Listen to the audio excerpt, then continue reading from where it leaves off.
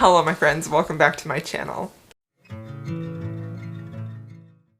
Hello my friends, welcome back. We have another weekly reading update for you. We're going to be talking about the books I have read, what I'm currently reading, and what I hope to get to next. So this is just a way for me to wrap up what I've been reading and get a chance to talk to you about it. So the first book that I want to talk about that I finished reading this week is Only for the Weak by Natasha Bishop. So this is a novella. I think it's a little bit of a longer novella, and it's a contemporary romance. This is a black romance, and it is honestly a perfect summer read. It's set in Mexico because our heroine Janelle, she's the maid of honor of her sister's wedding, and it's a destination wedding to Mexico. So everybody's going there for like 2 weeks to like have activities and get ready for the wedding. So Janelle is our heroine, and she is the maid of honor, and she's the sister of the bride. But her sister is marrying Janelle's ex-boyfriend.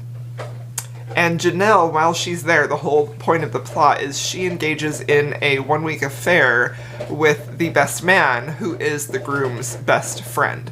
And that is Rome, and he is the type of man who has been pining for Janelle from the moment, even before they came to this event. He's been pining for her since she was dating the groom, and he just like tried to distance himself because he didn't want to come between them. He didn't want to cause any issues, but he definitely has had feelings for her for a really long time.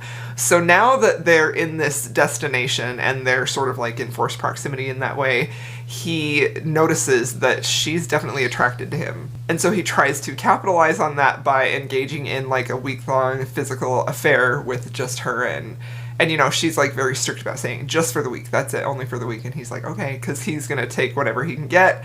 But he's hoping and he's trying to get her on board with not only continuing it for the second week of the vacation, but also like allowing him to date her for real when they go back home. So I really loved him as a hero. He was perfection. He was so swoony and so smitten with her. Like, I love a hero who falls first. I think we all do, right? But I just loved how gone for her he was. It was a beautiful thing. He loved everything about her. He loved her curves. Like, she wears these belly chains that she has custom made because she's a very curvy, beautiful woman. And I also really liked how she was super confident about her body. Like, she was not at all the type of woman who was going to hide or cover up. Like, she embraced her curves. She knew she was sexy. She loved it. She wore bikinis. Like, it was just a beautiful thing. And I love that type of plus size representation because, like, it wasn't even an issue with her body. She was just like, I know I'm hot. I know you want me. And all of the guys really did like love and want her body. Like, it was great. It was really, really great in that way. But especially Rome, I really loved how much he loved and desired, and like, I say love, they didn't fall in love right away, but like how much he loved and desired her body.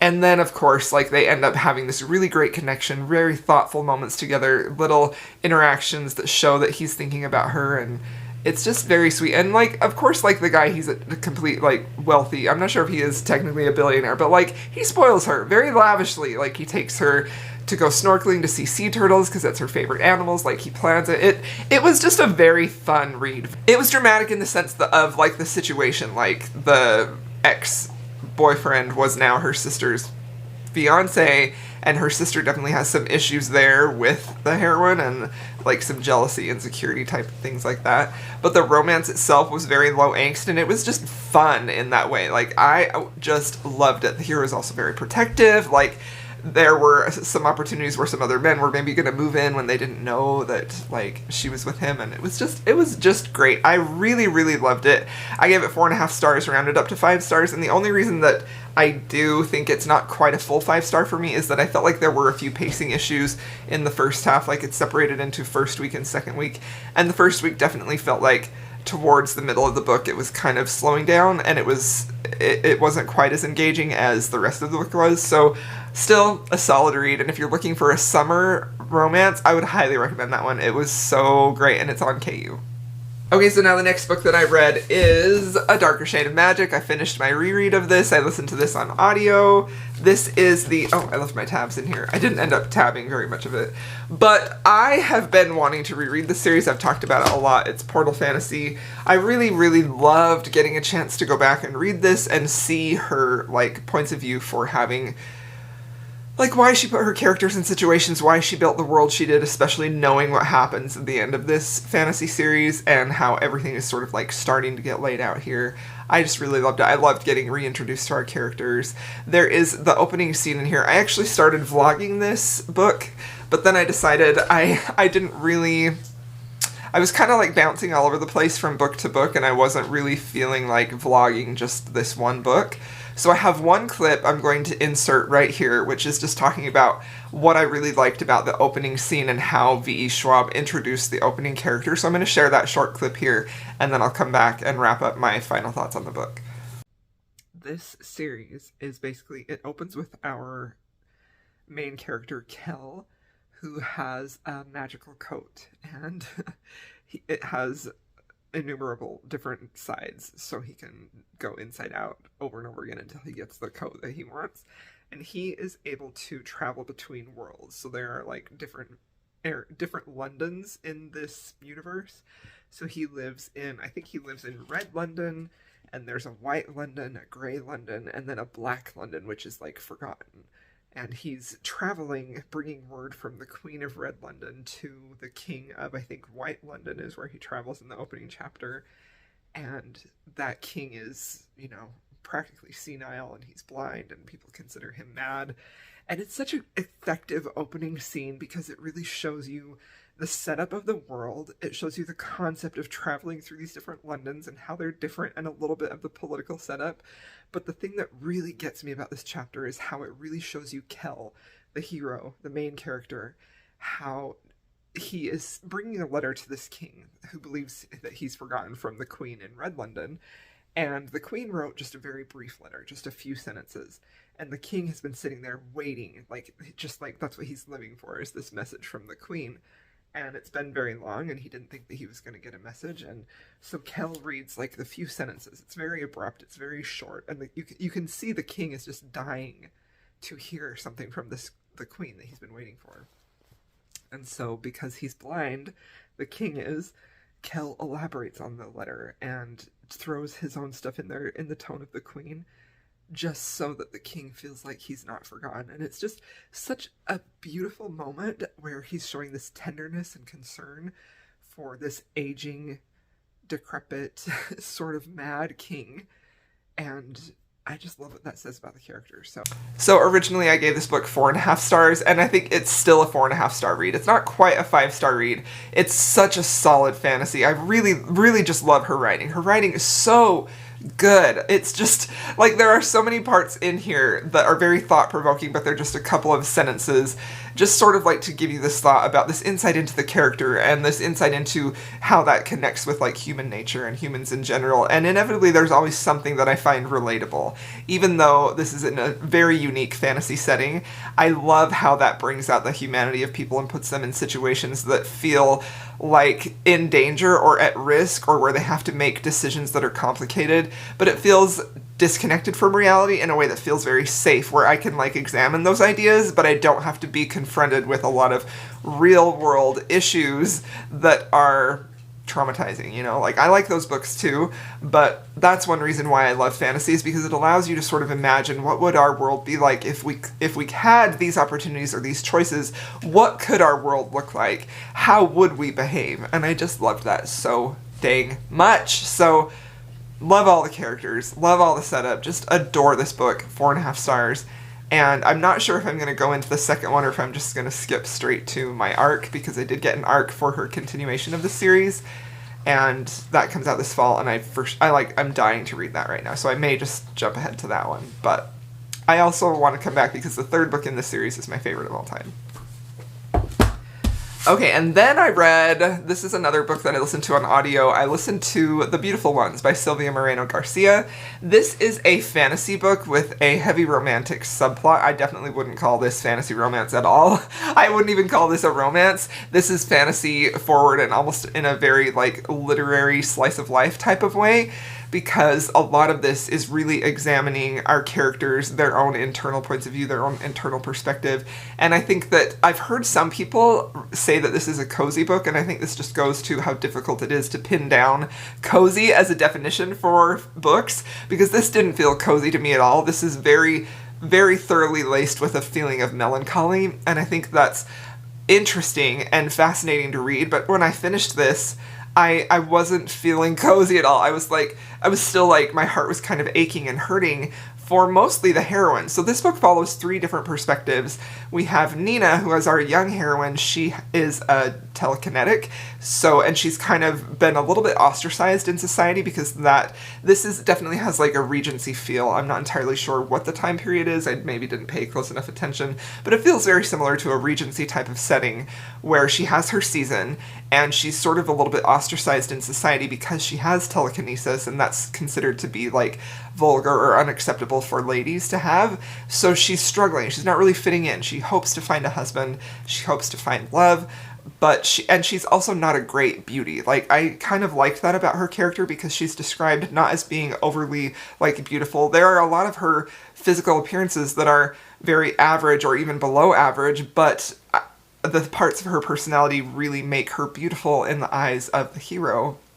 I say hero, I'm not sure if he is technically a hero. I mean, Hector is the love interest, and he is a telekinetic, and he travels and does these, like, performances doing his magic ability. So I would also say that, like, the fantasy element in this is very light, and the romance, I think, even though the whole thread, the whole plot of the book is the romantic relationship, it didn't feel very romantic to me, so I think that this is mostly just a character study, in my opinion, and the romance and the fantasy, like, you're just kind of getting a little bit of flavor, like I've heard people say, like, a LaCroix type of thing, like, you're just getting, like, a hint of that, and it was satisfying, but it wasn't satisfying enough as someone who wants more of a romance. And I also feel like just the overall story didn't feel fully satisfying. I didn't feel completely 100% satisfied with the relationship building and the character development in the final aspect of it. Even though it was still good, it wasn't 100% satisfying, so I gave it 4 stars. But it was still, like, absolutely beautifully written. So Hector is actually in love with a woman, and I believe her name, I've actually forgotten her name. I think it's Valerie. I think Valerie. Anyway, the other woman, basically.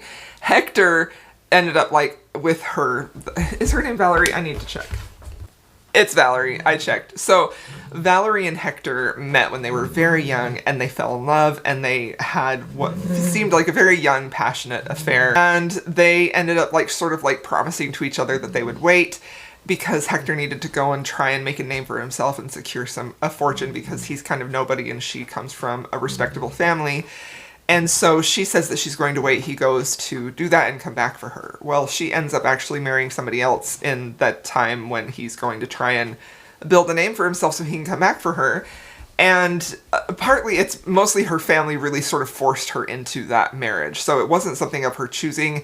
She wanted to wait for Hector, but she wasn't able to. And Valerie is also, she's one of the beautiful ones. Like, she is a manipulative, beautiful part of society, and that's sort of what this group of people is known for, being, like, beautiful and manipulative and things like that.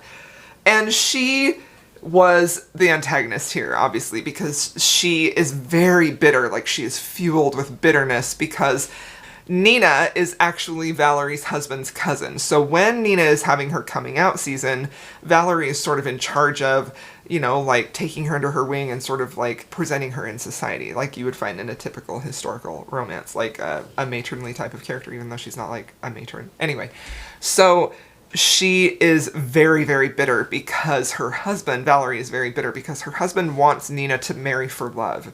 And Valerie, who is this extremely beautiful woman, and never got to choose who she married for love, like, her family forced her into it, and she's just filled with that bitterness, that feeling like her choices were taken away from her and she didn't get a chance to live her life, and now she's seeing Nina get to live her life, and not only to choose her suitor, but also she's watching Nina fall in love with Hector, and Valerie has feelings for Hector, and she wants him for herself, and she's just this very bitter, vengeful woman, but she's beautiful. So I feel like that part of this book, even though I feel like there are a lot of layers to this book that you could really look at and examine, and some parts of the prose in here are just like, they feel like just like they pierce your soul. They totally grasp that feeling of not being good enough or not having a choice, or, you know, there's a moment in here where Valerie's talking about how she feels her husband feels about her, like she's nothing more than a trophy on the wall, something to look at. So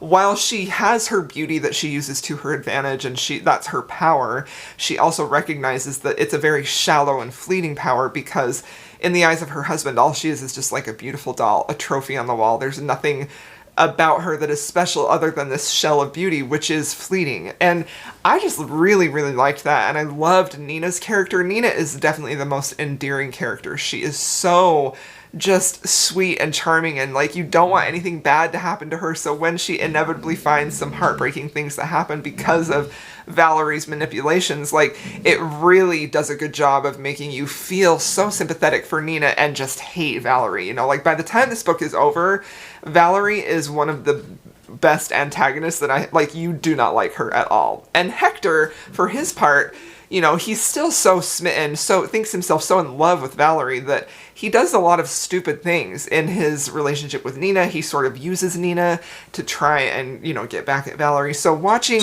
that also sort of had something to do with my dissatisfaction with the romance, because like even though it's a very true to life situation, like this feels very real. This feels like a very realistic historical romance, even though it has elements of magic, which again, like the telekinesis is like a feint, just like a touch of that.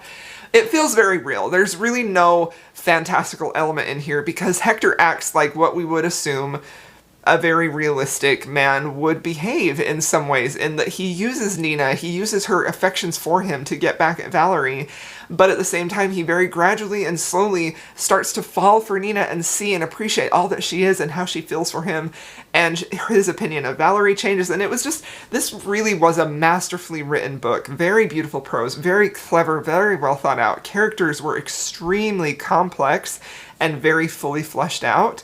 You disliked them at times, you liked them at times, you loved them, like they were relatable. It honestly was a bit of a masterpiece. So when I say like I give it 4 stars, that's really my personal preference, feeling like at the end of this book I didn't feel fully satisfied, and it didn't feel like a fully triumphant book. I wanted there to be more moments of uplifting moments, I guess, and this feels very melancholy to me and not cozy at all.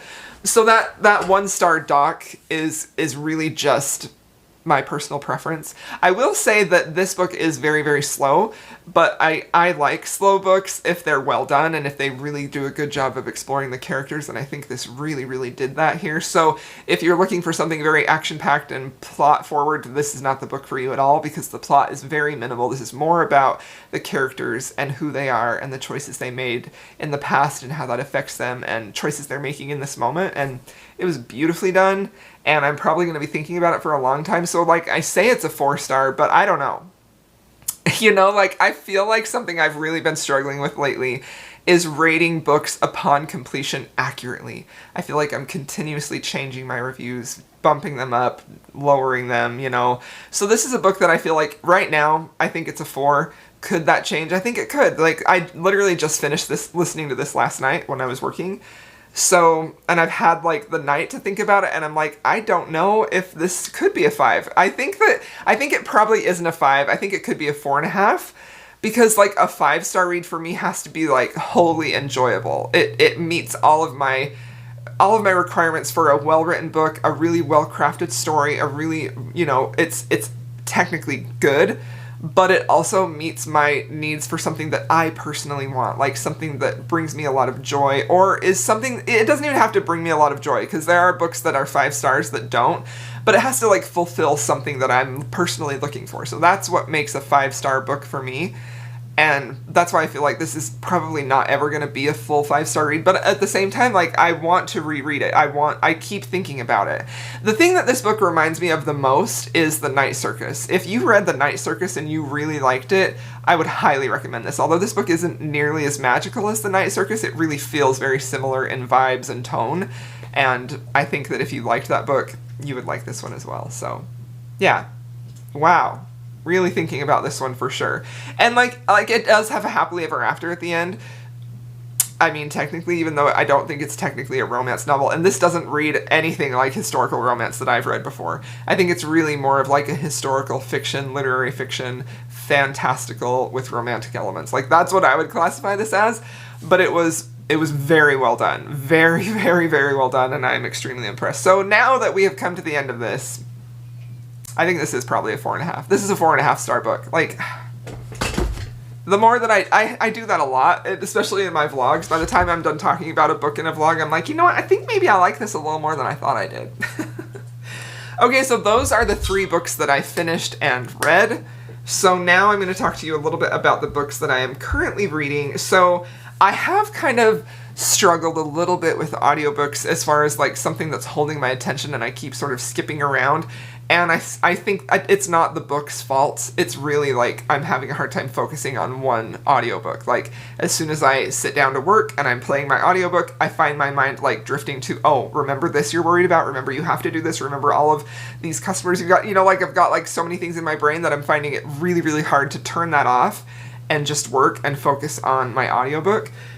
So I did try a couple of them, and they are books that I am continuing to read. So one of the books that I started that I really, really, really was impressed with is Shadow of the Gods. This is a fantasy book, adult fantasy. This is the first in a series. This is based roughly on like Norse mythology, where the gods at this time have, you know, it says, the gods fought, it was a battle so savage they destroyed themselves, leaving nothing behind but their bones and the broken land in their wake. So it's very interesting. You have 3 different types of characters in here. I've so far only gotten 2. We have Orca, who is a woman. She's an older woman, a mother. And then we have, I think it's sort of like a Viking type of hero guy. So like I'm literally this far in. I'm still getting a grasp for the characters, but I will say I was instantly intrigued with this. Very much wanted to continue reading it. Was really liking the characters. I felt like the writing was solid. The narration is really great, and I just really love the concept. And I've heard such good things about this that I feel like I'm gonna love it. So I'm definitely going to continue on with this. The only reason that I didn't just power through this is because it had taken me so many weeks to get through A Darker Shade of Magic that I was like, I need to just power forward with that one. So I just listened to that one all the way through. And then when I finished that one, I picked up The Beautiful Ones because it was on Scribd and I just was kind of in the mood for it. I don't know. And I really liked that. So then I'm back to this now. So Shadow of the Gods, I'm very much enjoying, very excited about that. And then another book that I am listening to also, which I actually just started this morning because I wanted something that was kind of a little less intense as far as like how much I had to pay attention, that I feel like Shadow of the Gods is. So then I picked up Love Theoretically by Ali Hazelwood. I just wanted something that would kind of be more of a turn your brain off type of book. I really love Ali Hazelwood's books. They're very easy for me to get into. I really love her writing style. It's so very consumable, and it feels like very, like, what's the word I'm looking for to describe her writing style? It feels like a friend is talking to you, you know? It's very relatable. It's very easy to get into her storytelling. I really, really like her writing style. Like, that's the thing that keeps me coming back to Ali, is her writing style.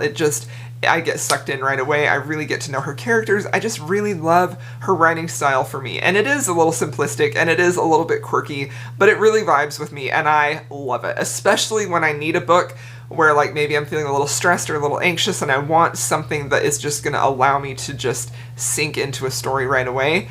Her books really work for me. So I'm liking this one a lot. It's basically our heroine. I only listened to a few chapters this morning, so I don't know I don't even really know the synopsis because I prefer not to. If I know I like the author's writing, I don't need a synopsis to sell me on the book. I just will pick it up based on that author's writing if I like it. But the heroine is in STEM. Again, and I really like how she writes women in STEM like that, but she is basically running this like fake dating business where men will hire her to be their pretend girlfriends, which is kind of fun. So it's fun. I'm not entirely sure where the plot is headed, but I'm here for the ride. I'm enjoying it. So yeah, we'll see my final thoughts on that one. And then, final update for you, I am still reading Knockout by Sarah McLean. I'm 30% of the way into this. I didn't get as much physically read over the weekend, last weekend. And then, usually I'll read physically on my Kindle at night. I've mentioned a lot before, I have insomnia a lot. I really have a hard time sleeping. And usually I will pick up my Kindle and read. However, this week, with all the anxious thoughts in my brains, I've really not done the right thing by reading, and instead I just find myself on like Twitter and TikTok just scrolling in the middle of the night. Like, I need to stop that. So I haven't read very much physically. Okay, my friends, there you have it. That is all of the books that I read, everything that I am currently reading, and what I hope to get to next. Honestly, I'm not sure. I'm going to finish Knockout. That's the physical book I'm going to read, and then after that I'm not entirely sure what I want to pick up physically. I may do, you know what, I'm not going to say anything, because I don't know what I'm going to pick up. I want to kind of just go entirely by my mood. And I've got 2 audiobooks that I've just recently started, so those are, you know, I'm set. I feel like I'm early enough in the stage of each of these books that I don't really need to plan ahead for what I'm going to pick up next, but we'll see. We'll see. Alright, thank you, my friends, so much for watching this video. I hope you all enjoyed it. Thank you for being here, and if you have made it this far, please feel free to leave me a strawberry emoji. And I'll see y'all in my next video. Is there a strawberry emoji? If there's not, just leave me something that's a fruit because, I don't know, summertime? And I'll see y'all in my next video.